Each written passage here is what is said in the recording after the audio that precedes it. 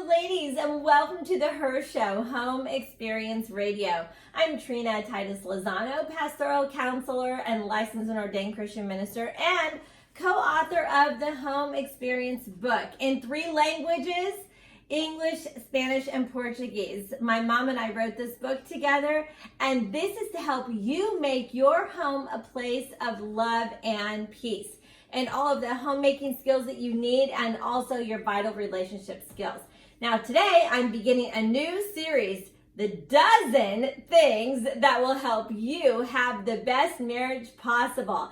So we've got my 12 really important tips, and I'm beginning today with the top 3. And I've been married 38 years, and we have 4 adult children. And they're all grown now, and 3 are married, 11 grandchildren, and 1 more on the way. And my parents have been married, 57 years, and my grandparents were married 70-something years. You know, there's no divorce in our family, not with my in-laws, not with my family. And so we have this generational blessing of keeping our commitment and our covenant in marriage. Well, this just doesn't happen automatically. This happens because the principles are passed down from generation to generation, and good habits are passed down.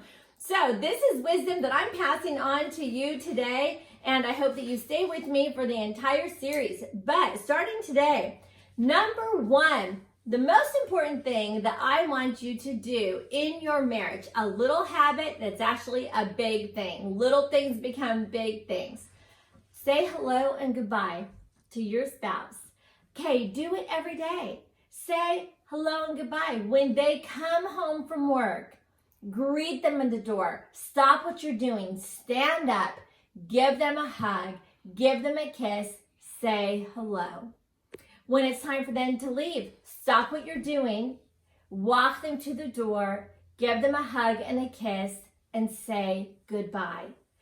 These are simple things, but these can make a huge impact and a huge difference in your marriage. Make this happen. When you're talking on the phone, say hello and say how much you love them and how you appreciate them calling you. Then always say goodbye. When you text, don't just have this ongoing conversation about what information you want to give them. Also ask them about their day. Be sure to say a hello and goodbye. Have a beginning and an end to your conversation. Have this welcome with your hello and with your goodbye. I'll see you later. I anticipate seeing you later. I'm going to miss you. I hope you have a great day. Bless you on your day. Bless you in your coming and going. Bless them with a scripture for the day, or a word for the day, or a promise for the day. This is a little tip that can make a huge difference in your life. Say hello and goodbye. It's good manners, it's courteous, it's kind, and it's loving. So this is one big thing that will make an impact in your marriage. Okay, number 2, have fun. Have fun. Schedule fun. Plan to have fun. Plan activities. Now, each of you will have a different idea of what's fun. That's the truth. You really will. I love to have fun going to amusement parks and the state fair and going to church activities and concerts. And I just love activity and adventure and action. I love people. So I refuel by people and crowds of people. So my husband will often come along with me when I want to do things like that. He likes to have fun by sitting on the couch and just kind of vegging at home with just the 2 of us. And so I be sure to make sure that we're having fun that way too. So have fun, take turns having fun, how each of you like to do that. We scheduled a regular date night every other Friday night, and we would schedule a babysitter, and we just put the babysitter on salary. We put the babysitter on notice, so they had it as a regular part of their calendar, a part-time job, and they knew how much they were going to get paid every other Friday night. We put it in our budget. I didn't have to rush every week to try to find a babysitter so we could go out. It was already scheduled. So I encourage you to do this. Continue to date each other. Remember how wonderful it was when you were first dating, how you would spend hours on the phone talking, how you would get dressed up when they would pick you up to go on a date. Don't lose that. keep doing that. This is a way to keep the spark in your marriage. Okay, another one. Remember, you grow more in love by behaving in loving ways. Whatever you feed grows, whatever you starve dies. So feed the love that you're giving to your spouse. Remember all the love languages, the 5 love languages. Okay, so you can show love with words of encouragement, with quality time, with physical affection, with, what else do I need to say? Acts of service. These are my top 2 actually, and I'm listing them last. And gift giving. Okay, never will there be a time, even if your spouse says, I don't really need anything this year, you better get them something. You better have something thoughtful, even if it's their favorite type of coffee or their favorite type of candy or their favorite cherry pie. You better have something to celebrate.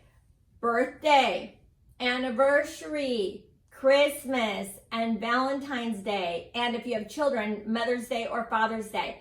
Every single year, cards, gestures, a little gift, encouraging words, physical affection, ways to celebrate these special occasions. Make special occasions special. Plan to have fun. Plan to have a good time together. This makes a wonderful life, a wonderful life. And you have to add this into your daily routine, into your monthly budget. You have to add this. Listen, if you just wait until you feel like being loving all the time, it's probably not going to happen. You're going to have your bad days, your bad moods, the things when the stresses of life really start pressing in on you. But it's not about that. It's about you making up your mind that you're going to love and honor your husband or your wife in a way that is beautiful, extreme, extravagant, and consistent day in and day out. I'm going to talk to the women here for a minute. This is Ephesians chapter 5, verse 33. And it says here in my Bible, well, to the men it begins. So again, I say each man must love his wife as he loves himself. We tend to always put ourselves first, but you know what? We can reverse the roles either way in this scripture. Listen, you love each other, right? You love each other. We continue to love and to bless each other in our relationship. And the wife must respect her husband. You know, in the Amplified, it says this way: let the wife see that she respects and reverences her husband, that she notices him, regards him, and honors him, that she esteems him, and that she defers to him, praises him, loves, and admires him exceedingly. Okay, this is the thing, ladies. Thank you for joining me here on Life Network for Women. We love this network and we love all the women. It's been a wonderful sisterhood that we're creating here. Let's love our husbands in an incredible way, above and beyond what we could even imagine. Be such a good wife that he says, I am so glad I married her.